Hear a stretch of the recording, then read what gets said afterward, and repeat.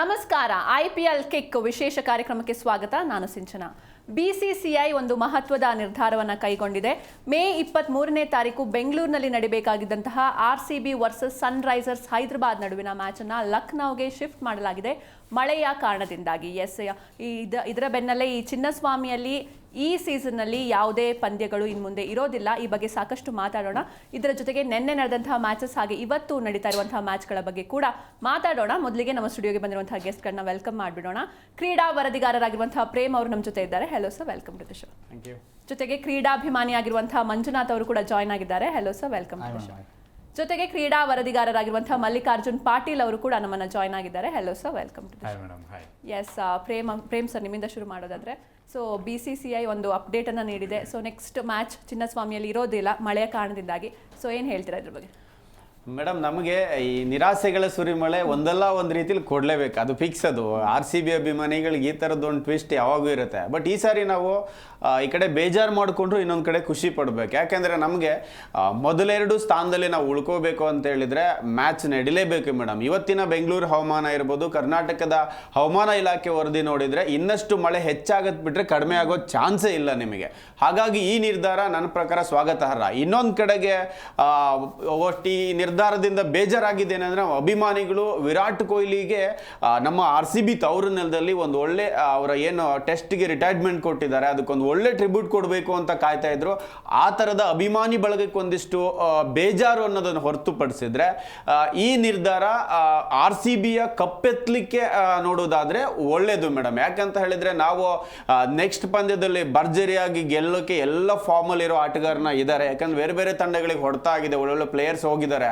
ನಮ್ಮಲ್ಲಿ ಒಬ್ಬರ ರೀಪ್ಲೇಸ್ಮೆಂಟ್ ಇದ್ರೂ ಕೂಡ ಉಳಿದಂತೆ ಟೀಮ್ ಇರೋದ್ರಿಂದಾಗಿ ಎಲ್ಲರೂ ವಾಲಂಟಿಯರಿಯಾಗಿ ವಾಪಸ್ ಬಂದಿದ್ದಾರೆ ಮೇಡಮ್. ಮಳೆಯಲ್ಲೇ ವಾಪಸ್ ಬಂದು ಆ ಮಳೆಯಲ್ಲೇ ಎಂಜಾಯ್ ಮಾಡಿರೋ ಪ್ಲೇಯರ್ ನೋಡಿದೀವಿ. ಅಂದ್ರೆ ಏನಾದ್ರೂ ಮಾಡಿ RCBಗೆ ಈ ಸಾರಿ ನಾವು ಕಪ್ಪೆತ್ಕೊಡ್ಬೇಕು, ಆ ಬಳಗದಲ್ಲಿ ನಾವು ಇದೀವಿ ಅಂತ ಗುರುತಿಸ್ಕೊಳ್ಬೇಕು ಅನ್ನುವ ಎಲ್ಲ ವಾಲಂಟಿಯರಿಯಾಗಿ ವಾಪಸ್ ಬಂದಿರೋದಕ್ಕೆ ಬಹಳ ಖುಷಿ ಇದೆ. ಹಾಗಾಗಿ ಪಂದ್ಯ ಬೇರೆ ಕಡೆ ನಡೆದ್ರೆ ಅವರು ಗೆಲುವಿನ ಮೂಲಕ ನಮ್ಮ RCB ಅಭಿಮಾನಿಗಳಿಗೆ ಒಂದು ಕೊಡುಗೆ ನೀಡಿ ಮುಂದಿನ ಹಂತಕ್ಕೆ ಪ್ರವೇಶ, ಅದು ಕೂಡ ಮೊದಲೆರಡು ಸ್ಥಾನದಲ್ಲಿ ನಾವು ಬಂದಿದ್ದೀವಿ, ನೋಡಿ ನಿಮ್ಮ ಆಸೆ ಈಡೇರಿಸಿದ್ದೀವಿ ಅಂತ ಹೇಳಲಿಕ್ಕೆ ಈ ಒಂದು ನಿರ್ಧಾರ ಸೂಕ್ತ ಇದೆ ಅಂತ ನಂಗೆ ಅನ್ಸುತ್ತೆ. Yes sir. ಇನ್ನು ಪಾಟೀಲ್ ಸರ್ ಹೇಳ್ದಂಗೆ ಕೊಹ್ಲಿ ಫ್ಯಾನ್ಸ್ಗೆ ಒಂದು ಬೇಜಾರು. ಯಾಕಂದ್ರೆ ಲಾಸ್ಟ್ ಟೈಮ್ ಕೂಡ ವೈಟ್ ಜರ್ಸಿ ಹಾಕೊಂಡು ಬಂದಿದ್ರು, ಬಟ್ ಮಳೆ ಬಂತು. ಸೊ ನೆಕ್ಸ್ಟ್ ಟೈಮ್ ಆದ್ರೂ ಆ ಟ್ರಿಬ್ಯೂಟ್ ಕೊಡಬೇಕು ಅಂತ ಕಾಯ್ತಾ ಇದ್ರು. ಸೊ ಏನ್ ಹೇಳ್ತೀರಾ? ಅವ್ರಿಗೆ ಟ್ರಿಬ್ಯೂಟ್ನ ನಾವು ಫೈನಲ್ ಗೆದ್ಮೇಲೆ ಕೊಡೋಣ, ಅದರಲ್ಲಂತೂ ಡೌಟೇ ಇಲ್ಲ ಈ ಸರಿ ಗೆಲ್ಲೋದ್ರಲ್ಲಿ. ಬಟ್ ಈ ಒಂದು ಮ್ಯಾಚ್ ಬೇರೆ ಕಡೆಗೆ ಸ್ಥಳಾಂತರ ಆಗಿದ್ರ ಬಗ್ಗೆ ಹೇಳ್ತೀನಿ. ಒಂದು, ವೈದ್ಯ ಹೇಳಿದ್ದು ಹಾಲು ಹಣ್ಣ, ರೋಗಿ ಬಯಸಿದ್ದು ಹಾಲು ಹಣ್ಣ. ನಮ್ಮ RCB ಫ್ಯಾನ್ಸ್ಗೆ ಅಲ್ಲಿ ಹೋಗಿದ್ದು ಖಂಡಿತವಾಗ್ಲೂ ಖುಷಿ ಇದೆ. ಒಂದು ಬೇಜಾರೇನು ಅಂದರೆ, ಆ ಗ್ರೌಂಡಿಗೆ ಹೋಗಿ ನೋಡೋರಿಗೆ ಒಂದು ಸ್ವಲ್ಪ ಬೇಜಾರು, ಅಯ್ಯೋ ಮ್ಯಾಚ್ ನೋಡಬೇಕಾಗಿತ್ತು ಅಂತ. ಬಟ್ ಎಲ್ಲ ಫ್ಯಾನ್ಸ್ಗೂ ಕೂಡ ಬೇಡಪ್ಪ ಬೆಂಗಳೂರು ಸೋಸ, ಯಾಕಂದ್ರೆ ಮಳೆ ಬರ್ತಾ ಇದೆ, ಟಾಸ್ ಏನಾದರೂ ಸೋತ್ಬಿಟ್ರೆ ಮೊದಲು ಬ್ಯಾಟಿಂಗ್ ಆಡಿದರೆ ಸೋಲೋ ಚಾನ್ಸಸ್ ಜಾಸ್ತಿ ಇದೆ. ಮತ್ತು ಈ ಸರಿ ನಾವು ಟ್ರ್ಯಾಕ್ ನೋಡಿದರೆ ಬೇರೆ ಬೇರೆ ಅಂದರೆ ಹೊರಗಿನ ಪಿಚ್ಗಳಲ್ಲಿ ಅಂದರೆ 6ರಲ್ಲಿ 6 ಗೆದ್ದುಬಿಟ್ಟಿದ್ದೀವಿ, 6 ಪಂದ್ಯಗಳನ್ನು ಗೆದ್ದಿದ್ದೀವಿ. ಆ ಒಂದು ಬಿಲೀಫ್ ಇದೆ, ನಾವು ಹೊರಗಡೆ ಹೋದರೆ ಗೆಲ್ತೀವಿ ಅಂತ. ಇದನ್ನು ಗೆದ್ದು ಬಿಟ್ಟರೆ ಒಂದು ದೊಡ್ಡ ರೆಕಾರ್ಡೇ ಆಗಿಬಿಡುತ್ತೆ, ಅದರಲ್ಲಂತೂ ಡೌಟ್ ಇಲ್ಲ. ಯಾವ ತಂಡ ಕೂಡ ಇದನ್ನು ಮಾಡಿಲ್ಲ.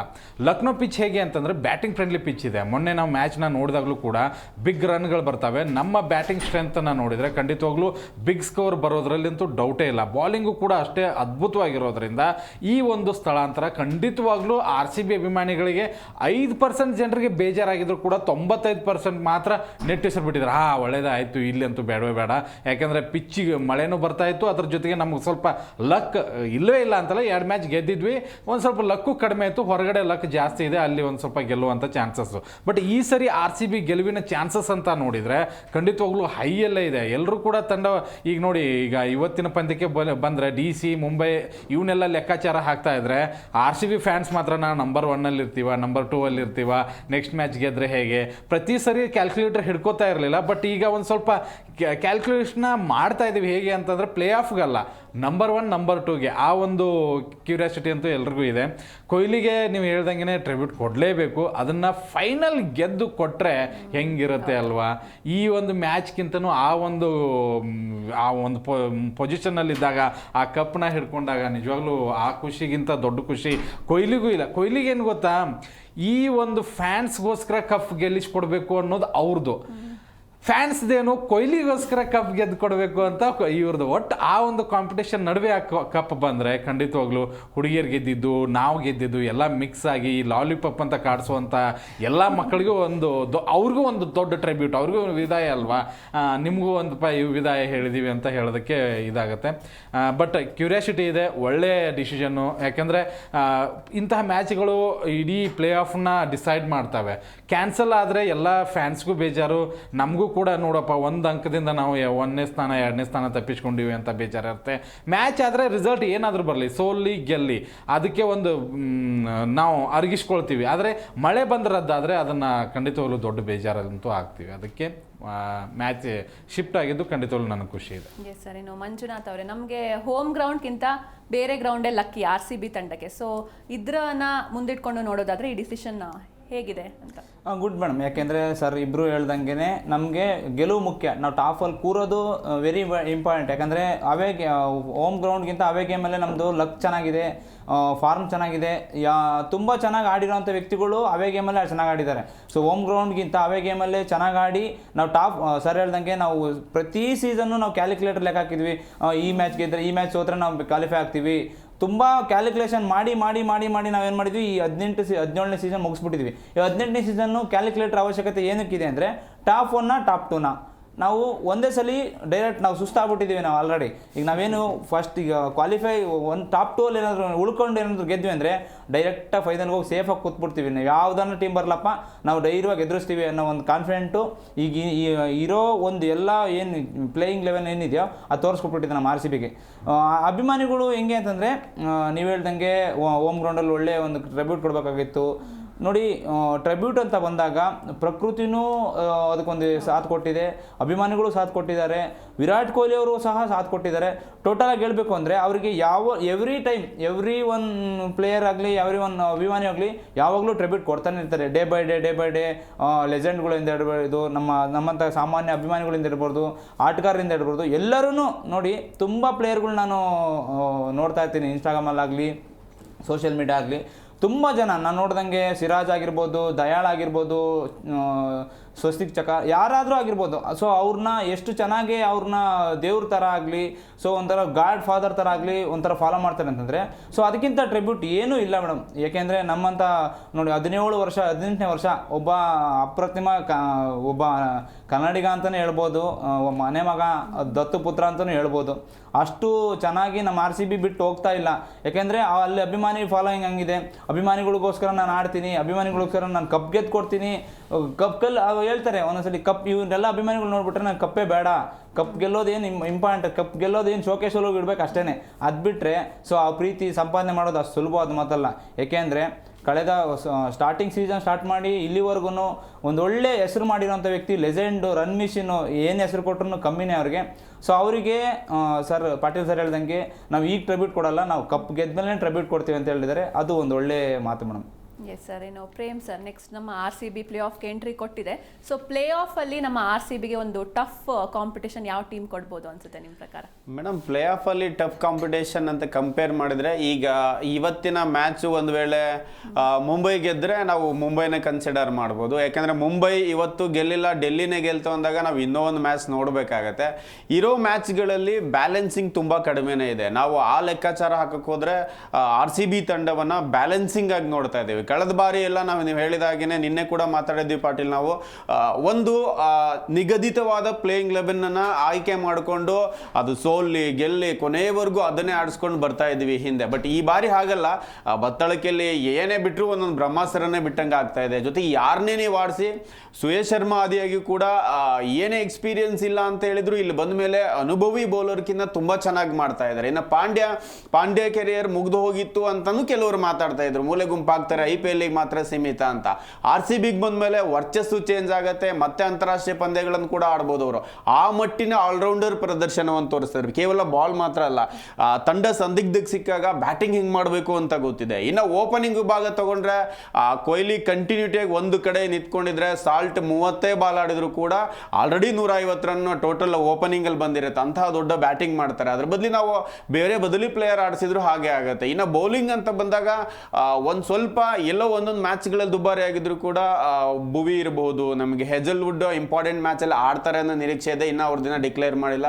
ಈಗ ಹೊಸ ಬೌಲರ್ಗಳ ಆಯ್ಕೆ ಕೂಡ ಆಗಿದೆ. ಇವೆಲ್ಲವನ್ನ ನೋಡಿದ್ರೆ ಅನುಭವಿನೇ ತಗೊಂಡ್ರೆ, ಈಗ ಬ್ಲೆಸ್ಸಿಂಗ್ ಮುಜರ್ಬಾನಿ ನೋಡಿದ್ರು ಕೂಡ ಅನುಭವಿ ಬೌಲರ್. ಯಾಕಂದ್ರೆ ನಾವು ವೆಸ್ಟ್ ಇಂಡೀಸ್ ಮಾದರಿಯಲ್ಲಿ ಇವ್ರನ್ನು ಕೂಡ ನೋಡ್ಬೋದು. ಯಾಕಂದ್ರೆ ಅದೇ ರೀತಿಯ ಮೈಕಟ್ಟನ್ನು ಹೊಂದಿ ಅದೇ ರೀತಿಯ ವೇಗವನ್ನು ಜುಂಬಾಂಬೆ ಬೌಲರ್ಸ್ಗಳು ಇರ್ತಾರೆ. ನಾವು ಹೆನ್ರಿ ಓಲಂಗ್ ಅವರನ್ನು ನೋಡಿವಿ. ಅದಾದ್ಮೇಲೆ ಮುಜರ್ಬಾನಿ ಏನು ಅದೇನು ಇವಾಗ ಯಂಗ್ ಪ್ಲೇಯರು ಡೈರೆಕ್ಟಾಗಿ ತಂದಿದ್ದೀವಿ ಅಂತೇನಲ್ಲ, ಟೆಸ್ಟ್ ಆಡಿದ್ದಾರೆ, T20 ಆಡಿದ್ದಾರೆ, ಅಂತಾರಾಷ್ಟ್ರೀಯ ಪಂದ್ಯಗಳನ್ನು ಪ್ರತಿನಿಧಿಸಿರೋದ್ರಿಂದ ಅವರು ಕೂಡ ಒಂದು RCB ಬ್ರಹ್ಮಾಸ್ತ್ರ ಆಗ್ತಾರೆ. ಕಂಪೇರಿಟಿವ್ಲಿ ನೋಡಿದ್ರೆ ನಾನು ಮುಂಬೈ ಬ್ಯಾಲೆನ್ಸಿಂಗ್ ಇಲ್ಲ, ಅದು ಒಂದು ಬೌಲರ್ ಒಳ್ಳೆ ಪ್ರದರ್ಶನ ತೋರಿದ್ರೆ ಬ್ಯಾಟ್ಸ್ಮನ್ ಕುಸಿತ ಕಾಣ್ತಾರೆ.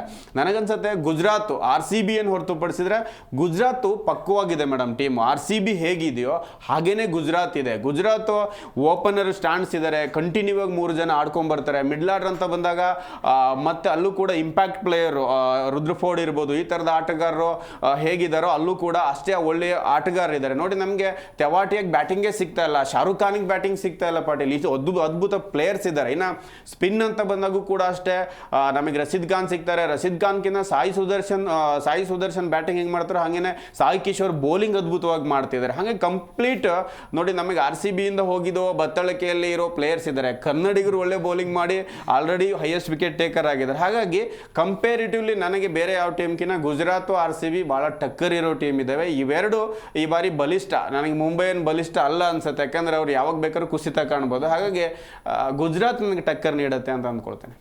ಸರ್, ಇನ್ನು ಪಾಟೀಲ್ ಸರ್, ನಾವು ನಿನ್ನೆ ಕೂಡ ನಾನು ಮತ್ತೆ ಪ್ರೇಮ್ ಸರ್ ಡಿಸ್ಕಸ್ ಮಾಡಿದ್ವಿ. ಲುಂಗಿ ಎನ್ಗಿಡಿ ಬದಲು ಬ್ಲೆಸ್ಸಿಂಗ್ ಮುಜರ್ಬಾನಿ ಅವ್ರನ್ನ ಆಡ್ ಮಾಡಿದ್ದಾರೆ. ಸೊ ಬ್ಲೆಸ್ಸಿಂಗ್ ಮುಜರ್ಬಾನಿ ನಿಜವಾಗ್ಲೂ ಬ್ಲೆಸ್ಸಿಂಗ್ ಆಗ್ತಾರ ಹೇಗೆ ಅಂತ ನಿಮ್ ನಿಜ? RCB ಬ್ಲೆಸ್ಸಿಂಗ್ ಜಾಸ್ತಿ ಇದೆ, ಅದಕ್ಕೆ ಬ್ಲೆಸ್ಸಿಂಗ್ ಅವ್ರನ್ನ ಕರ್ಕೊಂಡ್ ಬಂದ್ಬಿಟ್ಟಿದ್ದಾರೆ. ಕೆಲವೊಬ್ರು ಟ್ರೋಲ್ ಮಾಡ್ತಾ ಇದ್ದಾರೆ, ಯಾರಿದು ಜಿಂಬಾಂಬೆ ಅವ್ರನ್ನ ಕರ್ಕೊಂಡು ಬಂದಿದ್ದಾರೆ, ಜಿಂಬಾಂಬೆ ಎಂಥ ತಂಡ, ಅಂಥವ್ರನ್ನ ಯಾಕ್ರಿ ಕರ್ಕೊಂಡು ಬಂದಿದ್ದೀರಾ ಅಂತ ಹೇಳಿ. ನೋಡಿ, ಆತನ ಹೈಟು 6.8 ಹೈಟ್ ತುಂಬ ಚೆನ್ನಾಗಿದೆ. ಯಾಕೆ ಇವ್ರನ್ನ ಆಯ್ಕೆ ಮಾಡಿದ್ರು ಅನ್ನೋದಕ್ಕೆ 2 ಕಾರಣ ಕೊಡ್ತೀನಿ. ಒಂದು, ಏಷ್ಯನ್ ಈಗಿರುವಂಥ IPL ಮ್ಯಾಚ್ಗಳು ಏನು ನಡೀತಾ ಇದೆ ಅದ್ರ ಜೊತೆಗೆ ಏಷ್ಯನ್ ಕಂಟ್ರಿಗಳಲ್ಲಿ ಈತನ ಬೌಲಿಂಗ್ ತುಂಬ ಚೆನ್ನಾಗಿದೆ ಇತ್ತೀಚಿನ ದಿನಗಳಲ್ಲಿ. ಅದ್ರ ಜೊತೆಗೆ ಬೌನ್ಸಿ ಬಾಲ್ಗಳನ್ನು ಎದುರಿಸೋದಕ್ಕೆ ಕಷ್ಟ ಆಗ್ತಾ ಇದೆ ಎದುರಾಳಿ ಬೌಲರ್ಗಳಿಗೆ. ನಮಗೆ ಹ್ಯಾಸಲ್ವುಡ್ ಸಕ್ಸಸ್ ಆಗಿದ್ದೇ ಬೌನ್ಸಿ ಬಾಲ್ಗಳಿಂದ. ನೋಡಿ, ನಿಮಗೆ ತುಷಾರ ಇದ್ದಾರೆ ಅಂತ ಎಲ್ಲರೂ ಹೇಳ್ತಾ ಇದ್ದಾರೆ. ತುಷಾರದ ಹೇಗೆ ಅಂತಂದರೆ ವೈಡ್ ಯಾರ್ಕರ್ನ ತುಂಬ ಚೆನ್ನಾಗಿ ಹಾಕ್ತಾರೆ, ಯಾರ್ಕರ್ನ ಚೆನ್ನಾಗಿ ಹಾಕ್ತಾರೆ, ಬಟ್ ಬೌನ್ಸಿ ಬಾಲ್ಗಳನ್ನು ಎಸೆಯೋದಕ್ಕೆ ಸಾಧ್ಯ ಆಗಲ್ಲ. ಲುಂಗಿ ಅಂಗಡಿ ಬೌನ್ಸಿ ಬಾಲ್ಗಳನ್ನು ಹಾಕ್ತಾ ಇದ್ರು, ಯಾಕಂದರೆ ಹೈಟ್ ತುಂಬ ಚೆನ್ನಾಗಿತ್ತು. ಈಗ ನಮಗೆ ಹೈಟ್ ಅಂದರೆ ಆ ಒಂದು ಚಿನ್ನಸ್ವಾಮಿಲೇ ನೋಡಿ, ಬೌನ್ಸಿ ಬಾಲ್ಗಳನ್ನು ಎದುರಿಸೋದಕ್ಕೆ ಕಷ್ಟ ಆಗ್ತಾ ಇತ್ತು. ಅದ್ರ ಜೊತೆಗೆ ಲಕ್ನೋದಲ್ಲೂ ಅದು ಕಷ್ಟ ಆಗುತ್ತೆ, ಕಲ್ಕತ್ತಾದಲ್ಲಿ ಕಷ್ಟ ಆಗುತ್ತೆ, ಮುಂಬೈಯಲ್ಲಿ ಮತ್ತೆ ಬೌನ್ಸಿ ಬಾಲ್ಗಳು ನಡೆಯಲ್ಲ. ಇಂತಹ ಒಂದು ಪಿಚ್ಗಳನ್ನು ಅನುಗುಣವಾಗಿ ಅದ್ರ ಜೊತೆಗೆ ಮೇನ್ ಇಂಪಾರ್ಟೆಂಟ್ ಅಂದರೆ ನಮಗೆ ನರೇಂದ್ರ ಮೋದಿ ಸ್ಟೇಡಿಯಂನಲ್ಲೂ ಕೂಡ ಅಂದರೆ ಸೆಮಿಫೈನಲ್ ಪಂದ್ಯ ಅಲ್ಲೂ ನಡೆಯುತ್ತೆ. ಅಲ್ಲೂ ಕೂಡ ಬೌನ್ಸಿ ಬಾಲ್ಗಳು ತುಂಬ ಎಫೆಕ್ಟ್ ಆಗ್ತವೆ. ಅದೇ ಕಾರಣಕ್ಕಾಗಿ ಇವ್ರನ್ನ ಆಡಿಸಿರೋದು. ಹಂಗಂತ ಹೇಳಿ ಇವ್ರನ್ನ ಜಸ್ಟ್ ಬೌನ್ಸಿ ಬಾಲ್ಗಳಿಗೆ ತಂದಿಲ್ಲ, ತುಂಬ ಒಳ್ಳೆ ಎಕಾನಮಿಯಲ್ಲಿ ಬಾಲ್ ಮಾಡಿದ್ದಾರೆ. 7.24 ಅದು ಕೂಡ 114 ಪಂದ್ಯಗಳ ಪೈಕಿ 7.24 T20ಯಲ್ಲಿ ಅದನ್ನು ಇಟ್ಕೊಳ್ಳೋದಿದೆಯಲ್ಲ, ಅದು ತುಂಬ ಕಷ್ಟ. ಈತನ ಬಾಲಿಂಗ್ ತುಂಬ ಚೆನ್ನಾಗಿದೆ, ಸ್ವಿಂಗ್ ಬಾಲಿಂಗ್ ತುಂಬ ಚೆನ್ನಾಗಿದೆ. ಮತ್ತು ಭಾರತದ ಜೊತೆಗೂ ಇಂಟರ್ನ್ಯಾಷನಲ್ ಪಂದ್ಯಗಳಲ್ಲೂ ಆಡಿದ್ದಾರೆ, ಅಲ್ಲಿ ವಿಕೆಟ್ಸ್ಗಳನ್ನು ತೊಗೊಂಡಿದ್ದಾರೆ. ಅಂದರೆ ಪಾಕಿಸ್ತಾನ ಪ್ರೀಮಿಯರ್ ಲೀಗಲ್ಲೂ ಆಡಿದ್ದಾರೆ. ಅದರ ಜೊತೆಗೆ ಅಂತಾರಾಷ್ಟ್ರೀಯ ಯಾವುದಾದ್ರು ಅಂದರೆ ಇಂಟರ್ನ್ಯಾಷನಲ್ T20 ಲೀಗ್ ಅಲ್ಲೂ ಕೂಡ ಆಡಿ ಸಕ್ಸಸ್ನ ಹೊಂದಿದ್ದಾರೆ. ಬೆಸ್ಟ್ ಅಂತಂದರೆ 8 ರನ್ನಿಗೆ 3 ವಿಕೆಟ್ ಕೊಟ್ಟಿದ್ದಾರೆ. ಎಕಾನಮಿ ತುಂಬ ಚೆನ್ನಾಗಿ ಮೇಂಟೈನ್ ಮಾಡಿದ್ದಾರೆ. ಎಲ್ಲಿ ಯಾವ ದೇಶದಿಂದ ಬೌಲರ್ಗಳನ್ನ ತೊಗೊಂಬಂದರೆ ಏನು, ನಮ್ಮ ಆ ಒಂದು ಪಿಚ್ಗೆ ಯಾರು ಚೆನ್ನಾಗಿ ಆಗ್ತಾರೆ ಅವ್ರು ತುಂಬ ಇಂಪಾರ್ಟೆಂಟ್ ಆಗುತ್ತೆ. ನಾವು ಪ್ರತಿ ಸರಿ ನೋಡಿ ಅಫ್ಘಾನಿಸ್ತಾನದಿಂದ ಬೌಲರ್ಗಳು ಅದ್ಭುತವಾಗಿ ಮೂಡಿ ಬರ್ತಾ ಇದ್ದಾರೆ, ಬಟ್ ಅವ್ರ ತಂಡದಲ್ಲೇ ಹೋಗಿ ಅದನ್ನು ಪರ್ಫಾರ್ಮೆನ್ಸ್ ಮಾಡೋದಕ್ಕೆ ಸಾಕಷ್ಟು ಸರಿ ವಿಫಲ ಹೊಂದಿದ್ದಾರೆ. ಬಾಂಗ್ಲಾದೇಶದಿಂದ ಮುಸ್ತಿಫಿಜರ್ ನೋಡಿ ಮತ್ತೆ ಕರ್ಕೊಂಡು ಬಂದಿದ್ದಾರೆ. ಎಷ್ಟೋ ಜನ ಸಣ್ಣ ತಂಡಗಳಿಂದ ಕರ್ಕೊಂಡು ಬಂದರೂ ಕೂಡ ಸಕ್ಸಸ್ನ ಹೊಂದಿದ್ದಾರೆ. ಇವ್ರೇನಾದರೂ ಸಕ್ಸಸ್ ಆದರೆ ಜಿಂಬಾಂಬೆ ತಂಡಕ್ಕೂ ಒಂದು ಹೋಪ್, ನಾವು ಮುಂದೆ ಆಯ್ಕೆ ಆಗ್ಬೋದು ಅಂತ ಹೇಳಿ. ಖಂಡಿತವಾಗ್ಲೂ RCB ಮೂವ್ ಮಾತ್ರ ಸಖತ್ತಾಗಿದೆ. ಒಬ್ಬರನ್ನ ಆಯ್ಕೆ ಮಾಡಬೇಕು ಅಂದರೆ ಇವ್ನು ಹೋದ ತಗೋರು ಯಾರನ್ನಾದ್ರೂ ಒಬ್ಬರಿಗೆ ಪಿಕ್ ಮಾಡೋ, ಹಿಂಗೇನು ತಗೊಳ್ಳಲ್ಲ. ಅದಕ್ಕೊಂದು ಮೀಟಿಂಗ್ ಇರುತ್ತೆ, ಯಾರು ಉಪಯುಕ್ತ, ಎಷ್ಟು ಜನರು ಬೌಲರ್ ಲಿಸ್ಟ್ ಇದೆ ಅದನ್ನೆಲ್ಲ ನೋಡಿ ತೊಗೊಂಡಿರ್ತಾರೆ. ನನಗನ್ಸಿದ ಮಟ್ಟಿಗೆ ಒಳ್ಳೆ ಒಳ್ಳೆ ಹೈಟ್ ಇದೆ, ಒಳ್ಳೆ ಬೌನ್ಸಿ ಬಾಲ್ಗಳನ್ನು ಹಾಕ್ತಾರೆ. ಖಂಡಿತವಾಗ್ಲೂ ಲುಂಗಿ ಅಂಗಡಿ ಮತ್ತು ನಾವು ಹ್ಯಾಸಲ್ವುಡ್ನ ಏನಾದರೂ ಮಿಸ್ ಮಾಡಿಕೊಂಡ್ರೆ ಇವ್ರನ್ನ ಆಡಿಸೋದು ಬೆಸ್ಟು ಅಂತ ನಾನು ಅನ್ಕೊಂಡು. ಬಟ್ ಆ್ಯಡಮ್ ಮಾಡಿದಾರೆ ಮೇಡಮ್. RCB ಈ ಥರ ಎಲ್ಲ ಟಾಕ್ ಬಂದಾಗೆಲ್ಲ ಉತ್ತರ ಕೊಟ್ಟಿದೆ. ನೋಡಿ, ಇವಾಗ ಆಡಮ್ ಗಿಲ್ಕ್ರಿಸ್ಟ್ ಅವರು ಈ ಮುಂದಿನ ಹಂತಕ್ಕೆ ಬಂದರೆ ನಾನು ಕಾಮೆಂಟ್ರಿ ಬಿಡ್ತೀನಿ ಅಂದಿದ್ರು. ಈ ಕಡೆಗೆ ಅಂಬಟಿ ರಾಯ್ಡು ಎಲ್ಲೋದ್ರೂ ಗೊತ್ತಿಲ್ಲ. ವೀರೇಂದ್ರ ಸೆಹ್ವಾಗ್ ಅವ್ರು ಏನು ಬಿಡ್ರಿ ಆಟಕ್ಕುಂಟು ಲೆಕ್ಕಕ್ಕಿಲ್ಲ ಅಂದಿರು. ಅವ್ರು ಯಾರು ಕಾಣಿಸ್ತಾನೆ ಇಲ್ಲ, ಅವರಿಗೆಲ್ಲ ಉತ್ತರ ಸಿಕ್ಬಿಡಿದೆ. ಹಾಗಾಗಿ ಪಾಟೀಲ್ ಹೇಳ್ದಂಗೆ ಈ ಬೌಲರಿಂದ ಕೂಡ ಒಂದಿನ ಉತ್ತರ ಸಿಗತ್ತೆ. ಅದು ಮುಂದಿನ 2 ಪಂದ್ಯದಲ್ಲೇ ಗೊತ್ತಾಗೋಗುತ್ತೆ. ಇಲ್ಲ, ನಾನು ಅಂಬತಿ ರಾಯುಡು ಬಗ್ಗೆ ಒಂದು ಮಾತು ಹೇಳಬೇಕು. ಆ ಪುಣ್ಯಾತ್ಮ ಯಾರ್ಯಾರನ್ನ ಹೆಸರಿಸಿದ್ದ ಅಂದರೆ ಪ್ಲೇ ಆಫ್ಗೆ ಇದೆಲ್ಲ ಹೋಗುತ್ತೆ ಅಂತ ಹೇಳಿ. ಒಂದು CSK ದವ್ರನ್ನ ಹೆಸರಿಸಿದ್ದ, ಆಮೇಲೆ ಸನ್ ರೈಸರ್ಸ್ ಹೈದರಾಬಾದು, ಆಮೇಲೆ ರಾಜಸ್ಥಾನು, ಅದರ ಜೊತೆಗೆ ఢిల్లీ, ಈ 4 ತಂಡವನ್ನ ಹೆಸರು ಮಾಡಿದ್ರು. ಇವು ಹೋಗುತ್ತೆ, ಉಳ್ದಾರ ಯಾರು ಹೋಗಲ್ಲ ಅಂತ. ಅವೇ 4 ಲಾಸ್ಟಲ್ಲಿರೋದು. ಅಯ್ಯೋ, ಇಷ್ಟು ಕೆಟ್ಟದಾಗೆ ಆಡಿದ್ದ. ಖಂಡಿತ ಈ ರಾಯುಡುನಂತೂ ಟ್ರೋಲ್ ಮಾಡ್ಬೇಕು. ನನ್ನ ಮನಸ್ಸಿಂದ ಹೇಳ್ತೀನಿ, ಆತ RCB ಬಗ್ಗೆ ಮಾತಾಡೋ ರೀತಿ ಇದೆಯಲ್ಲ, ನಮಗಂತೂ ಖಂಡಿತವಾಗ್ಲೂ ಉರಿಯುತ್ತೆ. ಕಪ್ ಗೆದ್ದು ತೋರ್ಸೋಣ, ಆವಾಗಲೂ ಜಾಸ್ತಿ ಇದೆ ಮಾತಾಡೋದು. ಎಸ್ ಸರ್, ಇನ್ನು ನಿನ್ನೆ ತಳದಲ್ಲಿರೋ ತಂಡಗಳ ಕಾದಾಟ ನಡೆದಿತ್ತು ನಿನ್ನೆ. ಸೊ ಚೆನ್ನೈ ಹಾಗೂ ರಾಜಸ್ಥಾನ್ ರಾಯಲ್ಸ್ ಮುಖಾಮುಖಿ ಆಗಿದ್ರು. ಇಲ್ಲಿ ರಾಜಸ್ಥಾನ ತಂಡ 6 ವಿಕೆಟ್ಗಳ ಭರ್ಜರಿ ಗೆಲುವನ್ನು ಸಾಧಿಸಿದೆ. ಚೆನ್ನೈ ತಂಡಕ್ಕೆ ಮತ್ತೆ ಮುಖಭಂಗ ಆಗಿದೆ. ಸೊ ಇದ್ರ ಬಗ್ಗೆ ಮಂಜುನಾಥ್ ಅವರೇ ನೀವೇನು ಹೇಳ್ತಾರೆ? ಶಾಕಿಂಗ್ ಮೇಡಮ್, RR ಗೆದ್ದ ತಕ್ಷಣ ಇದು ಇಷ್ಟೊಂದು ಈಸಿಯಾಗಿ ಗೆದ್ಬಿಟ್ರಲ್ಲ ಅಂತ. ಯಾಕೆ ಅಂತಂದ್ರೆ ಟೋಟಲ್ ಆಗಿ ಕಳೆದ ಒಂದು 10 ಮ್ಯಾಚನ್ನ ನಾನು ಅಬ್ಸರ್ವ್ ಮಾಡಿ ನೋಡೋದಾದ್ರೆ, 6 ವಿಕೆಟ್ ಇದ್ದಾಗ, ಮತ್ತು ಆಮೇಲೆ ಕಮ್ಮಿ ರನ್ ಬೇಕಿದ್ದಾಗ, ಓವರಿಗೆ 9 ರನ್ 11 ರನ್ ಬೇಕಿದ್ದಾಗ, ಅಂತ ಒಂದು ಈಸಿ ಮ್ಯಾಚ್ಗಳನ್ನೆಲ್ಲ ಕೈ ಬಿಟ್ಟು ಬಂದು ಈ ಪರಿಸ್ಥಿತಿಗೆ ಬಂದಾಗ, ಈ ಮ್ಯಾಚ್ನು ಇನ್ನೇನು ಬಿಡು ಆಟಕೊಂಡು ಲೆಕ್ಕಕ್ಕಿಲ್ಲ ಅನ್ನೋ ಒಂದು ಮಟ್ಟಕ್ಕೆ ಬಂದಾಗ, ಇನ್ನೇನು ಬಿಡು ಸೋಲ್ತಾರೆ ಅಂತಲೇ ಕಾನ್ಫಿಡೆಂಟ್ ಇತ್ತು. ಸೊ ಅದರಲ್ಲೂ ನೋಡಿ, ಟಾಪ್ ಆರ್ಡರ್ ಎಲ್ಲ ಇದಾದ್ಮೇಲೆ ಧ್ರುವಜರೆಲ್ಲೂ ನಿರಂತರವಾಗಿ ಆಡ್ತಾನೆ ಬರ್ತಿದ್ದಾರೆ ಅವರು. ಪಾಪ RRಗೆ ಅಂತ ರೀಪ್ಲೇಸ್ಮೆಂಟ್ ಆದಂಥ ವ್ಯಕ್ತಿ ಅವ್ರು ಆಡ್ತಾನೆ ಬರ್ತಿದ್ದಾರೆ. ಸೊ ಆ ಒಂದು ಪ್ರದರ್ಶನ ಇಟ್ಮೇರ್ ಕಡೆಯಿಂದ ನಿನ್ನೆ ಒಂಚೂರು ಬಂತು ಬಿಟ್ರೆ ಕಳೆದ ಯಾವ ಒಂದು ಮ್ಯಾಚಲ್ಲೂ ಬರಲಿಲ್ಲ. ಸೊ ಅದು ಏದೋ ಮುಂಚೆ ಬಂದಿದ್ರೆ ಒಂಚೂರು ಎಲ್ಲೋ ರೇಸಲ್ಲಿ ಉಳಿತಾ ಇದ್ರು RR ಅವರು ಅನ್ನೋ ಒಂದು ಮಾತು ಹೇಳ್ಬೋದಿತ್ತು. ನೋಡಬೇಕು ಅಂತಂದರೆ CSKಗೆ ಈ ವರ್ಷ ಅನ್ಲಕ್ಕಿ. ಸರ್ ಹೇಳ್ದಂಗೆ ಅಂಬಾಟಿ ರಾಯುಡು ಅವ್ರನ್ನ ಟಾಪಲ್ಲಿ ಕೂರಿಸಿದ್ರು, CSK ಟಾಪಲ್ಲಿ ಬರುತ್ತೆ ಅಂತ. ಸೊ ಅದೇ ಟಾಪಲ್ಲಿ ಇದೆ, ಬಾಟಮಿಂದ ಟಾಪಲ್ಲಿ ಇದೆ, ಅದು ಖುಷಿಯಾದ ವಿಚಾರ. ಈಗ ಅಂಬಾಟಿ ರಾಯುಡ್ಗೂ ವಿರಾಟ್ ಕೊಹ್ಲಿ ಯಾಕೆ ಬರುತ್ತಿಲ್ವೋ ಏನೋ ಗೊತ್ತಿಲ್ಲ, ಅಂಬಾಟಿ ರಾಯುಡು ಅವ್ರು ಮಾಡ್ತಾನೆ ಇದ್ದಾರೆ, ಮಾಡಲಿ ಬಿಡಿ. ಅಲ್ಲ, ಒಂದಂದ್ರೆ ನಿನ್ನೆ ಮ್ಯಾಚ್ ಬಗ್ಗೆ ಹೇಳ್ತೀನಿ. ನಿನ್ನೆ ಮ್ಯಾಚ್ನ ಸೋಲಿಸಿದೆ ಧೋನಿ. ಖಂಡಿತ Dhoni. As a Dhoni fan ಅವರು ತುಂಬ ನಮ್ಮ ಇಂಡಿಯನ್ ಕ್ರಿಕೆಟ್ಗೆ ತುಂಬ ಮಾಡಿದ್ದಾರೆ. ವಿಶ್ವಕಪ್ ತಂದು ಕೊಟ್ಟಿದ್ದಾರೆ. ಬೆಸ್ಟ್ ಕ್ರಿಕೆಟರ್, ಬೆಸ್ಟ್ ಕ್ಯಾಪ್ಟನ್, ಅಂತಹ ಆಟಗಾರ ಇಲ್ಲ, ನಾನು ಒಪ್ತೀನಿ. ಆದರೆ ಧೋನಿ ನಿನ್ನೆ ಮಾಡಿದಂಥ ಮಿಸ್ಟೇಕ್ಸ್ಗಳು ಎಷ್ಟಿದೆ ಅಂತಂದರೆ ಆ ತಂಡ ಸೋಲೋದಕ್ಕೆ ಪ್ರಮುಖ ಕಾರಣನೇ ಅವರು. ನೋಡಿ, ಡೆತ್ ಓವರ್ಸ್ನಲ್ಲಿ ಅಂದರೆ CSK ಇನ್ನೂ 3-4 ಓವರಲ್ಲಿ ಇದ್ದಾಗಲೇ ಬ್ಯಾಟಿಂಗ್ ಬಂದರು. 17 ಬಾಲ್ 16 ರನ್ ತೆಗಿತಾರೆ ಅಂತಂದರೆ ಇನ್ನೇನು ಹೇಳೋದು ಅವ್ರಿಗೆ. 220+ ಹೋಗುತ್ತೆ ಅಂತ ಎಕ್ಸ್ಪೆಕ್ಟ್ ಮಾಡಿದ್ರು CSK ಫ್ಯಾನ್ಸು. 190 ಒಳಗಡೆ ವಿಕೆಟ್ನ ಎಲ್ಲ ವೇಸ್ಟ್ ಮಾಡಿಬಿಟ್ರು. ದುಬೈ ಕೂಡ ಹೊಡಿಲೇ ಇಲ್ಲ. ಅದಾದ ನಂತರ ಬಾಲಿಂಗ್ ಅದರಲ್ಲಿ ಇನ್ನೊಂದು ಮಿಸ್ಟೇಕು ಅಂತಂದರೆ, ನಿಮಗೆ ಒಳ್ಳೆ ಬ್ಯಾಟ್ಸ್ಮನ್ಸ್ ಇದ್ದಾಗ ಅಶ್ವಿನ್ನ ನಂಬರ್ 4 ಕಳಿಸೋ ಅವಶ್ಯಕತೆ ಇತ್ತ. ಅದರಲ್ಲೂ 3 ವಿಕೆಟ್ಸ್ ಹೋಗಿದೆ. ಇನ್ನೂ ಏನಾದರೂ ಬಿಗ್ ಹಿಟ್ ಮಾಡೋರು ಯಾರು, ಓಕೆ, ಯಂಗ್ಸ್ಟರ್ಸ್ ಯಾರಾದರೂ ಇದ್ದು ನೋಡಪ್ಪ ಫ್ಯೂಚರಿಗೆ ನೋಡೋಣ ಅಂತ ಇಂಥವ್ರು ಇದ್ದರೆ ಕಳಿಸ್ಬೋದು. ಬಟ್ ಏನು ಆ ಮೂಮೆಂಟಲ್ಲಿ ಎಕ್ಸ್ಪೆರಿಮೆಂಟ್ಸ್ ಬೇಕಾಗಿತ್ತ ಅಂತ ಹೇಳಿ ಅವರು ಏನು ದಬ್ಬಾಕ್ಲಿಲ್ಲ ಅಲ್ಲಿ, ಅದು ಹೋಯಿತು. ಆಮೇಲೆ ಬ್ರೇವಿಸ್ ತುಂಬ ಚೆನ್ನಾಗಿ ಆಡಿದ್ರು, ಅದಕ್ಕೊಂದು ಅಡಿಪಾಯ ಹಾಕಿಕೊಟ್ಟಿದ್ರು. ಶಿವಮ್ ದುಬೆ ಅವ್ರ ಪಾರ್ಟ್ನರ್ಶಿಪ್ ಒಳ್ಳೇದು ಬಂತು. ಇನ್ನು ಫಿನಿಶ್ ಮಾಡಿದರೆ ಚೆನ್ನಾಗಿರ್ತಿತ್ತು, ಡಬ್ಬಾ ಥರ ಫಿನಿಶ್ ಮಾಡಿದರು. ಆಮೇಲೆ ಖಲೀಲ್ ಅಹ್ಮದ್ ಮೊದಲ ಬಾಲಲ್ಲೇ ವಿಕೆಟ್ ಇತ್ತು, ಡೈ ಹೊಡಿತಾರೆ, ಈಸಿ ಒಂದು ಸ್ವಲ್ಪ ಟಫ್ ಇತ್ತು. But as a keeper international ಆಡಿದ್ದೀರಾ ಅಂದರೆ ಅದನ್ನು ತಗೋಬೇಕಾಗಿತ್ತು. ಅದ್ರ ಜೊತೆಗೆ ಪ್ರತಿ ಸರಿನೂ ಕೂಡ ಬಾಲ್ ಟಚ್ ಆಗಿ ವೈಡ್ ಬರೀ ಹಿಂದೆ ಹೋಗಿದೆ ರನ್ಸ್. ಅವರು ಹಿಡಿಯೋದಕ್ಕೆ ಪ್ರಯತ್ನ ಪಡ್ತಾ ಇಲ್ಲ. ಕ್ಯಾಪ್ಟನ್ಸಿ ವರ್ಸ್ಟ್ ಆಗಿತ್ತು ನಿನ್ನೆ. ಯಾವ ಬಾಲರ್ಗೂ ಹೋಗಿ ಏನೂ ಹೇಳ್ತಾ ಇರಲಿಲ್ಲ. ಓಕೆ, ಮ್ಯಾಚ್ ಮುಗಿದ್ರೆ ಸಾಕಪ್ಪ, ನನ್ನ ಕಾಲು ನೋಯ್ತಾ ಇದೆ, ಒಳಗೆ ಹೋಗಿ ಕೂತ್ಕೊಳ್ಳೋಣ ಅನ್ನೋ ಮನಸ್ಥಿತಿಗೆ ಬಂದಿದ್ರು ಅನ್ಸುತ್ತೆ. ನಿನ್ನೆ ಧೋನಿ ನೋಡಿದರೆ ನನಗೆ ಕೋಪ ಬರ್ತಿತ್ತು. ನಿಜ ಹೇಳ್ತೀನಿ, ನಾನು ಧೋನಿ ಫ್ಯಾನೇ ಇಲ್ಲ ಅನ್ನಲ್ಲ, ಆದರೆ ಈ ಸೀಸನ್ ಸಾಕು ಧೋನಿಗೆ. ಇನ್ನು ಮುಂದಿನ ಸೀಸನ್ ಮೊನ್ನೆ ಒಂದು ಮಾತನ್ನ ಹೇಳಿದ್ರೆ, ಇನ್ನೂ 10 ತಿಂಗಳಿದೆ ನೋಡೋಣ ಅಂತ ಹೇಳಿ. ಸರ್ ಬೇಡ, ಕೊನೆ ಮ್ಯಾಚ್ನ ನೀವು ಆಡುವಾಗಲೇ ಮುಂಚೆನೇ ಹೇಳ್ಬಿಡಿ ಇದು ಲಾಸ್ಟ್ ಅಂತ, ಅದಕ್ಕೊಂದು ಒಳ್ಳೆ ಟ್ರಿಬ್ಯೂಟ್ ಕೊಡೋಣ. ಬಟ್ ಮುಂದಿನ ಸೀಸನ್ ಮಾತ್ರ ಬರಬೇಡಿ.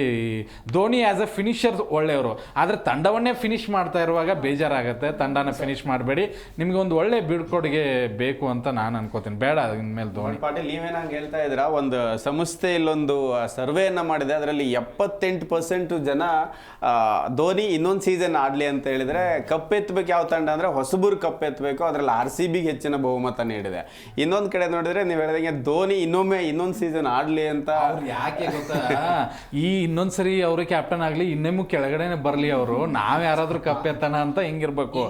ಬಟ್ ಅವರೇ ಚೆನ್ನಾಗಿ ಆಡಲಿ, ಅವ್ರ ಕಪ್ ಗೆತ್ತಲಿ ಅಂತ ಯಾರಾದರೂ ಹೇಳಿದಾರೆ? ಇಲ್ಲ, ಅವ್ರು ಆಡಲಿ ಅಂತ ಅಂದರೆ ಕೆಳಗೆ ಬಾಟಮ್ ಅಲ್ಲೇ ಇರಲಿ ಅವರು ಅನ್ನೋ ಥರ. ಸರ್ವೆ ಪ್ರಕಾರ ಸರ್ ಹೇಳಿದ್ರು, ಈಗ ಚೆನ್ನೈ ಆಲ್ಮೋಸ್ಟ್ ಇಡೀ ಪ್ರಪಂಚ, ಇಡೀ ದೇಶ ಏನಾದರೂ ಚೆನ್ನೈ ಟೀಮ್ನ ನೋಡುತ್ತೆ ಅಂತಂದ್ರೆ, ಸೊ ಅದಕ್ಕೆ ಮೇಜರ್ ಕಾರಣ ಧೋನಿ ಅಂತ ಹೇಳ್ಬೋದು. ಯಾಕೆ ಅಂತಂದ್ರೆ ಆ ವ್ಯಕ್ತಿ ಬಿಟ್ಟರೆ ಬೇರೆ ಯಾರನ್ನು ನೋಡೋವಂಥ ಆಸಕ್ತಿ ಯಾರಿಗೂ ಇಲ್ಲ. ಕ್ರಿಕೆಟ್ ಅಭಿಮಾನಿಗಳಾಗಲಿ, ಇವನ್ ನಾನಾಗಲಿ, ಧೋನಿ ಇದಾರಪ್ಪ, ಒಬ್ರು ಸೀನಿಯರ್ ಪ್ಲೇಯರ್ ಇದ್ದಾರೆ, ಲೆಜೆಂಡ್ ಇದ್ದಾರೆ ಅಂತ ಹೇಳ್ಬಿಟ್ಟು ಆಲ್ಮೋಸ್ಟ್ ಅಲ್ಲಿ ನೋಡೋದಾದ್ರೆ ಅಭಿಮಾನಿಗಳು ಯಾರಿಗೋಸ್ಕರ ಹೋಗಿದ್ದೀರಾ ಅಂತಂದ್ರೆ, ಇವನ್ ನಾನು ಹೇಳ್ತೀನಿ RCB ಟೀಮಲ್ಲಿ ವಿರಾಟ್ ಕೊಹ್ಲಿ ಆಡ್ತಾರೆ, ಮತ್ತು ವಿರಾಟ್ ಕೊಹ್ಲಿ RCB ತಂಡಕ್ಕೋಸ್ಕರ ನಾನು 2ಗೋಸ್ಕರ ಹೋಗ್ತೀನಿ. ಸೊ ಅಲ್ಲಂಗಲ್ಲ, ಚೆನ್ನೈಯಲ್ಲಿ ನಾನು CSK ನೋಡೋದಾದ್ರೆ ನಾನು ಧೋನಿ ತಲಾ ನೋಡಕ್ ಹೋಗ್ತೀನಿ.